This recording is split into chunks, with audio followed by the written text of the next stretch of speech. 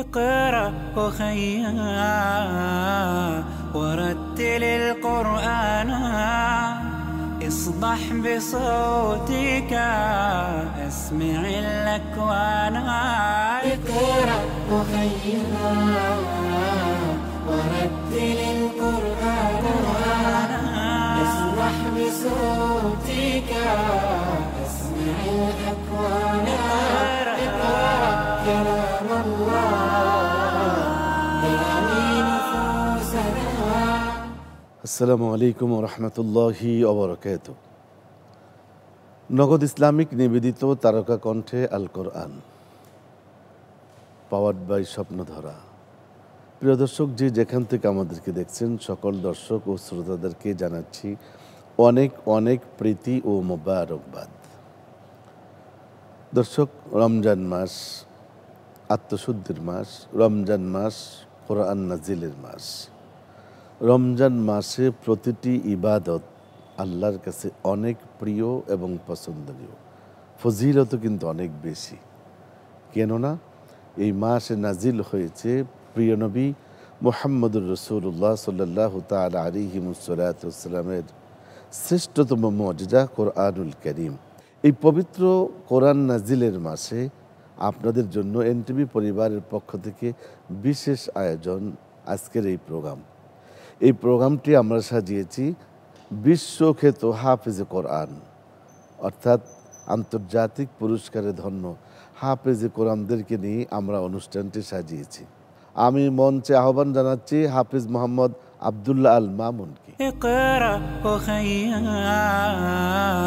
ورتل القرآن اصدح بصوتك اسمع الأكوان. হাফিজ আব্দুল্লাহ আল মামুন অনেক বড় হয়ে গেছে না?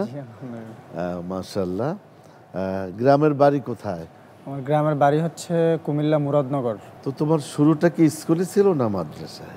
আমি শুরুটা স্কুলে ছিল। স্কুলে আমার প্লে থেকে 3 ক্লাস পর্যন্ত পড়া হয়েছিল, তারপরে মাদ্রাসায় ভর্তি হয়েছি। ওটা কি গ্রামে? জি, গ্রামে মুরাদনগরেই। মুরাদনগরে, জি। আচ্ছা। তো এই যে স্কুল থেকে মাদ্রাসায় আসা, এটা মানে প্ল্যানিংটা অথবা এই পরিকল্পনাটা কার ছিল, তোমার নাকি আব্বা? পরিকল্পনাটা আমার না, আমি তো তখন ছোট ছিলাম। আমার বাবা সৌদি প্রবাসে ছিলেন। হ্যাঁ। আমি যখন স্কুলে পড়তাম, পাশাপাশি আমাদের এলাকার যে মসজিদ থাকে, ওই মসজিদের ইমাম সাহেবের কাছে আমি নুরানি পড়তাম।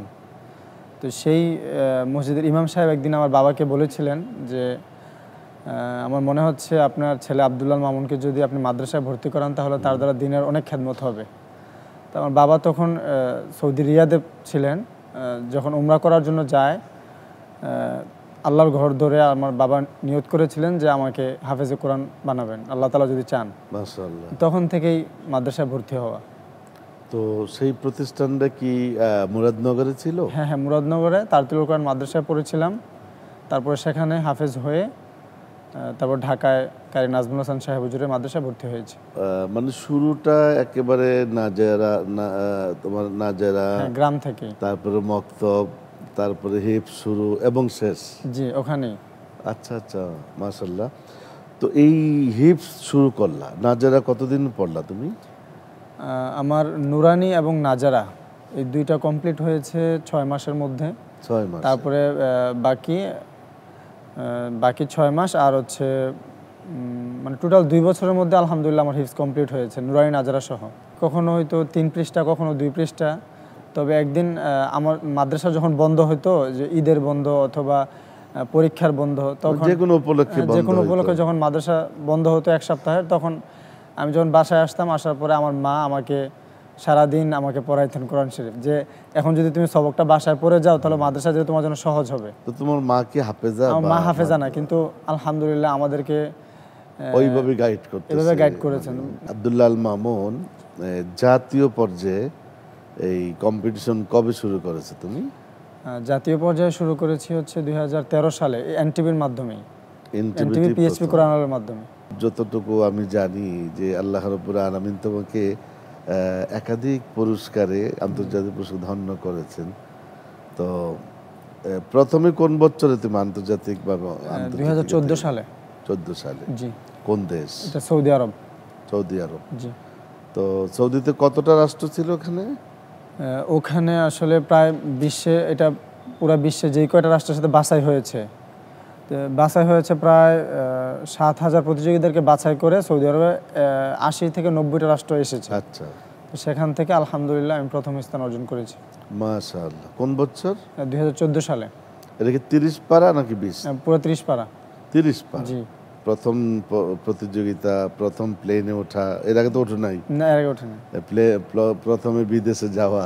হাফেজ হওয়ার পরে যখন দেখতাম আমাদের সিনিয়র হাফেজ ভাইয়েরা বিভিন্ন কম্পিটিশনে বিভিন্নভাবে আল্লাহর ঘরে যাচ্ছে, রাসূলের রওজা আছে, আরো তো কিছু আছে সৌদি আরবে। ইতিহাস তো অনেক। আমাদের নবী করিম সাল্লাল্লাহু আলাইহি ওয়াসাল্লাম তো এখানে আমাদের ইসলাম যেমন তোমরা যে কোরআন বুকে ধারণ করছো, কোরআন নাজিলেরও হেরার গুহা আছে দেশ, কোরআন নাজিলেরও দেশ, এখানে যেখানে কোরআন নাজিল হয়েছে। তো ওই ফাইনালের 5টি প্রশ্ন, সেই 5টি প্রশ্ন যে কোনো একটা প্রশ্ন আজকে যদি আমরা তেলাওয়াত শুনতে চাই, আপত্তি নাই তো? না, ইনশাআল্লাহ। আচ্ছা, أعوذ بالله من الشيطان الرجيم.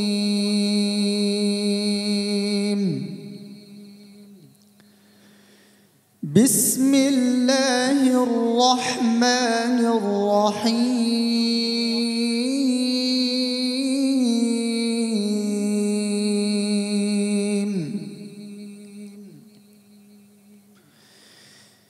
يا أيها الذين آمنوا كتب عليكم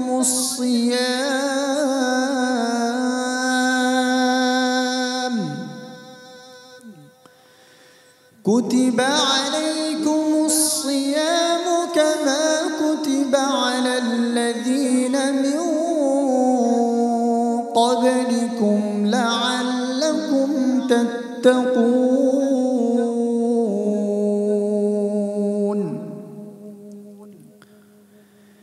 أياما معدودات،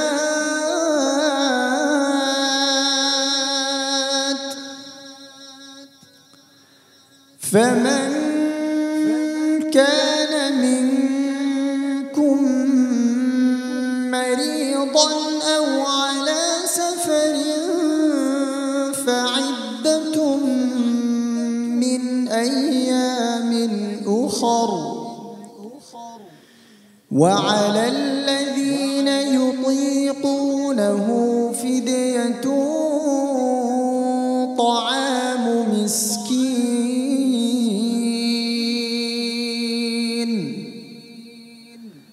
فمن تطوع خيرا فهو خير له، وأن تصوموا خير لكم إن كنتم تعلمون.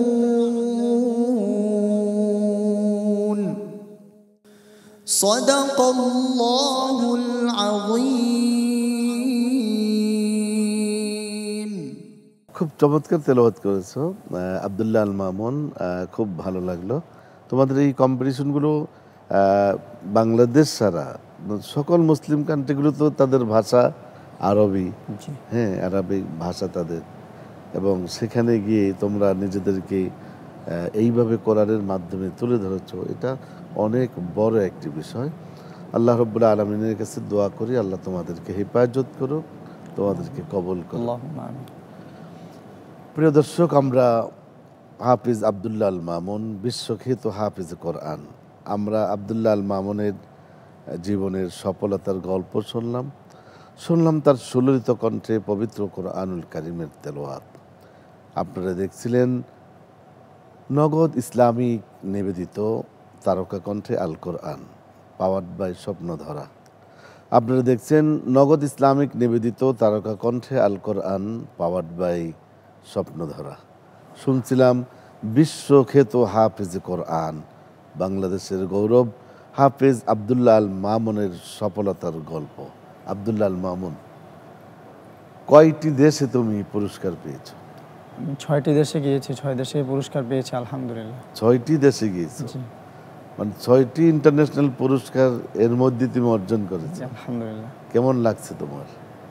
এই অনুভূতিটা তো আসলে ভাষায় প্রকাশ করার মতো না। সৌদি আরবে তো তোমার সফলতা নিয়ে আসলা, এরপরে কোন কোন রাষ্ট্রে গেলা তুমি? এরপরে গিয়েছি কুয়েতে, তারপরে দুবাই, তারপরে মিশর, মাশাআল্লাহ। তারপরে কাতার, তারপরে সুদান। আমার বাবা তো সৌদি আরব ছিলেন। আমি যখন সৌদি আরব ফার্স্ট হই, জি। রেজাল্ট ঘোষণা হয়, তখন আমার বাবার যে মুদির মালিক ছিলেন উনি আমার বাবাকে টেলিভিশনে দেখাচ্ছিলেন যে বাংলাদেশে এই ছেলেটা ফার্স্ট হয়েছে। তখন আমার আব্বু বলছে সে আমারই ছেলে। ও, তো এটা অন্যরকম একটা অবস্থা করে। ওই অনুভূতিটা খুব বেশি। জি জি তুমি তো কল্পনাও করতে পারবে না যে একজন বাবা যখন তার সন্তানের সফলতা দেখে, জি এবং ওই সৌদি আরবে, জি হ্যাঁ, এবং ওইখানেই তোমার বাবা কর্মরত। মাশাআল্লাহ। তো কাতারে গেলা তুমি, যেখানে সেরাদের সেরা, জি সেরাদের সেরা প্রতিযোগিতা। এই রিসেন্টলি জি রিসেন্টলি। হ্যাঁ। জি তো কাতারে কি পুরস্কার সেখানে? সেখানে ওনাদের প্রতিযোগিতার সিস্টেমটা হচ্ছে যারা বিশ্বের বিভিন্ন রাষ্ট্রে ফার্স্ট হয়েছে আউয়াল তাদেরকে নিয়ে এই প্রতিযোগিতাটা হয়। সেখানে আমাদের বাংলাদেশ থেকে প্রায় 8 জন গিয়েছিলাম আমরা একসাথে। আচ্ছা আচ্ছা। 8 জন বিশ্বজি হাফেজ আমরা একসাথে গিয়েছিলাম। ওই প্রতিযোগিতাটা মূলত হচ্ছে তাফসির, কোরআন তাফসির নিয়ে, সূরা ফাতিহা থেকে সূরা নাস পর্যন্ত পুরো কোরআন তাফসির। মাশাআল্লাহ। আমরা আলহামদুলিল্লাহ আমাদের যতটুকু সম্ভব আমরা তাফসির শেখার চেষ্টা করছি। আসলে সময়টা ছিল খুব কম। কাতারে যাওয়ার যে সময়টা ওনারা আমাদেরকে দিয়েছেন খুব কম ছিল আমাদের সময়। তো সেই সময়ে আমাদের যতটুকু প্রস্তুত নেওয়া আলহামদুলিল্লাহ আমরা নিয়েছি। বাকি তাফসির তো পুরো কোরআন শরীফ। হ্যাঁ, আলহামদুলিল্লাহ আমরা যতটুকু সম্ভব আমরা চেষ্টা করেছি। বাকি কোরআনের যে দিকটা, কোরআন শরীফের সোয়াল, তারপরে কোরআনের সোয়াল সিস্টেম ছিল হচ্ছে তিনটা। একটা হচ্ছে নর্মাল সাধারণ ওয়াসল, একটা মানে ফসল, আরেকটা হচ্ছে ওয়াসল যেটা মিলায়া পড়া, প্রত্যেকটা আয়াত মিলায়া পড়া। আচ্ছা। তারপর আরেকটা মোতাশাবিহাতের সিস্টেম ছিল একটা। তো আলহামদুলিল্লাহ আমরা কোরআনের যে নর্মাল যে সোয়াল সেটাও আমরা পেরেছি, ওয়াসল পুরো সবগুলো আয়াত মিলিয়ে পড়া সেটাও আলহামদুলিল্লাহ আমরা পেয়েছি, মোতাশাবিহাত আমরা পেয়েছি আলহামদুলিল্লাহ। মাশাআল্লাহ। মোতাশাবিহাত তো কঠিন, এবং বাংলাদেশের কম্পিটিশনগুলো তোমাদের অলরেডি একটা প্রশিক্ষণ হয়ে যায় বাংলাদেশে। জি মাশাআল্লাহ। তো এই তেলাওয়াত এখন কি লেখাপড়া চলছে না বন্ধ? এখন আমি গত 2 বছর আগে দাওরা শেষ করেছি আলহামদুলিল্লাহ। মাশাআল্লাহ। কোন মাদ্রাসা থেকে? এটা হচ্ছে যাত্রাবাড়ি বড় মাদ্রাসা থেকে, শেখ মাহমুদুল হাসান সাহেবের মাদ্রাসা। আচ্ছা আচ্ছা। মাশাআল্লাহ। তো এখন কি করছো, লেখাপড়া বন্ধ? এখন হচ্ছে চলতেছে। বাকি পাশাপাশি আমার একটি প্রতিষ্ঠানও রয়েছে। আচ্ছা। এই প্রতিষ্ঠানটি আমি দেখাশোনা করছি। নিজে দেখাশোনা করতেছো। আপনারা দেখছিলেন নগদ ইসলামিক নিবেদিত তারকা কণ্ঠে আল কোরআন, পাওয়ার্ড বাই স্বপ্নধরা। আব্দুল্লাহ আল মামুন, তুমি তো অনেক প্রতিভার অধিকারী, আল্লাহ তোমাকে অনেক মেধা দিয়েছেন। তো আমরা তো অনেক সময় অনেক সংস্কৃতি, হাম, নাত, গজল, কিরাত, ইসলামী যে সংস্কৃতির মধ্যে যা রয়েছে, তো এই তেলাওয়াতের বাইরে কি আর কোনো প্র্যাকটিস আছে কিছু? আসলে তেলাওয়াতটাই বেশি প্র্যাকটিস করা হয়েছে, তো আর কিতাবখানায় পড়াশোনা করেছি, আর ইসলামিক নাশিদটা তেমন প্র্যাকটিস করা হয়নি। আচ্ছা, মানে এই কোরআনের পেছনেই তোমার সময়টা দিয়েছো। আচ্ছা, তো আমরা তো আরেকটা তেলাওয়াত শুনতে পারি ইনশাআল্লাহ। জি, দুবাইতে অথবা কুয়েতে অথবা মিশরে। জি, তো যে প্রশ্নগুলো করা হয়েছিল, এখন আমরা চাচ্ছি যে ওই প্রশ্নের ফাইনালে যে প্রশ্ন, সেখান থেকে যদি আমাদেরকে একটু তেলাওয়াত করে শোনাও। ইনশাআল্লাহ।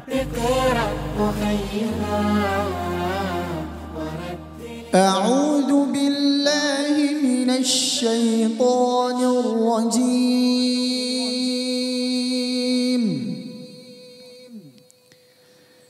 بسم الله الرحمن الرحيم.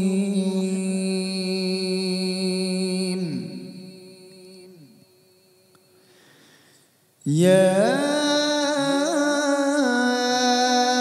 أيها الناس ضرب مثل فاستمعوا له إن الذين تدعون من دون الله لن يخلقوا ذبابا ولو اجتمعوا له وإن يسلبهم يسلبهم الذباب شيئا لا يستنقذوه منه ضعف الطالب والمطلوب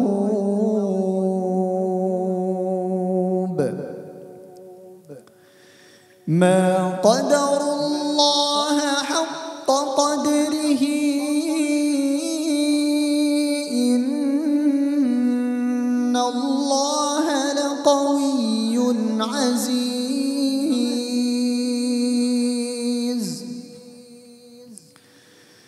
الله يصطفي من الملائكة رسلا ومن الناس إن الله سميع بصير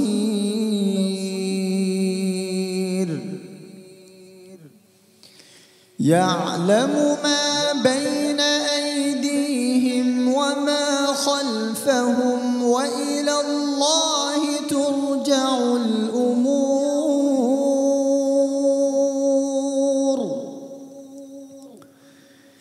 يا أيها الذين آمنوا اركعوا واسجدوا واعبدوا ربكم وافعلوا الخير لعلكم تفلحون صدق الله العظيم মাশাআল্লাহ আব্দুল্লাহ আল মামুন খুব সুন্দর তেলাওয়াত হৃদয়গ্রাহী একটি তেলাওয়াত তুমি আজকে করলে তো এই যে ধীর গতিতে তোমার তেলাওয়াত কতক্ষণ পড়া যাবে আলহামদুলিল্লাহ আমি এভাবে ধীর গতিতে তেলাওয়াত এক খতম শোনাতে পারবো এক বছর ইনশাআল্লাহ এটি অনেক বড় একটি যোগ্যতা হ্যাঁ তো আরেকটি বিষয় হলো এই যে তুমি এখন তো মানে সেলিব্রিটি তুমি আমি যখন ঢাকা থেকে আমার এলাকা যাই তখন এলাকার মানে সবাই আলহামদুলিল্লাহ আমাকে চিনে এবং সবাই একটা অন্যরকম চোখে দেখে এবং একটা সম্মান করে ভালোবাসে মোহাব্বত করে এবং একদিন আমি যাত্রাবাড়িতে রিক্সা দিয়ে এক জায়গায় যাবো এক রিক্সাওয়ালা মামাকে জিজ্ঞাসা করতেছে মামা যাবেন ও বলছে আপনি কিছুদিন আগে আপনি সৌদি আরবে ফার্স্ট হয়েছিলেন না আমি বলছি হ্যাঁ আমি পত্রিকায় দেখেছিলাম এটা 2017 সালের কথা আমি বলছি আলহামদুলিল্লাহ আমার জন্য দোয়া করবেন মানে কোন লেভেল পর্যন্ত আলহামদুলিল্লাহ এটা একটা ভালো লাগে তোমার স্বপ্ন কি আমার স্বপ্ন কি হতে চাও তুমি এখন তো দাওরা হাদিস করলে এখনো তো অনেক লেখাপড়া বাকি জি আমার স্বপ্ন এবং আশা হচ্ছে এই যে দাওরা শেষ করলাম কোরআন শরীফ আলহামদুলিল্লাহ হিফজ করলাম এবং আরও পড়াশোনা করতেছি সব কিছুর পরে আমার স্বপ্ন হচ্ছে আমি যেন আজীবন কোরআনের খেদমত করে যেতে পারি ইসলামের সাথে পাশে থাকতে পারি ইনশাআল্লাহ আজীবন কোরআনের খেদমত করে যেতে চাই আচ্ছা মানে সর্বোচ্চ ডিগ্রি নেওয়ার ইচ্ছে তোমার আছে ইনশাআল্লাহ যাতে এই কোরআনটাকে যেটার জন্য তুমি এত পরিশ্রম এবং মেহনত করলে এটা যাতে সাকসেস হয় যাতে সফল হয় জি ইনশাআল্লাহ আব্দুল্লাহ আল মামুন তোমাকে অনেক অনেক মোবারকবাদ আবার কোনো প্রোগ্রামে ইনশাআল্লাহ আবারও দেখা হবে হ্যাঁ ভালো থাকো দর্শক আমরা এতক্ষণ একজন সফল হাফেজে কোরআন যিনি 6টি আন্তর্জাতিক পুরস্কারে ধন্য গর্বিত তার বাবা তার মা তার এলাকাবাসী আমরা সকলেই গর্বিত তাদেরকে নিয়ে আমরা সকলেই তাদেরকে নিয়ে প্রাউড ফিল করি আল্লাহ রব্বুল আলামিনের কাছে দোয়া করি যে আল্লাহ পাক রব্বুল আলামিন আমার দেশের এই কোরআনের পাখিগুলোকে কোরআনের প্রতিভাগুলোকে আল্লাহ পাক রব্বুল আলামিন হেফাজত করুক যথাযথভাবে তারা যাতে করে আমানতদারি নিষ্ঠার সাথে তাদের দায়িত্ব পালন করতে পারে এবং ইসলামের একজন দায়ী হয়ে দ্বীনের কাজ করে যাতে আল্লাহ সেই তৌফিক দান করুক আমিন ভালো থাকুন সুস্থ থাকুন নিরাপদে থাকুন আগামীকাল আবারও দেখা হবে সেই প্রত্যাশায় বিদায় নিচ্ছি আল্লাহ হাফেজ আসসালামু আলাইকুম ওয়া রাহমাতুল্লাহি ওয়া বারাকাতুহু اقرأ أخيا ورتل القرآن اصبح بصوتك اسمع الأكوان. اقرأ أخينا ورتل القرآن، اصبح بصوتك اسمع الأكوان. اقرأ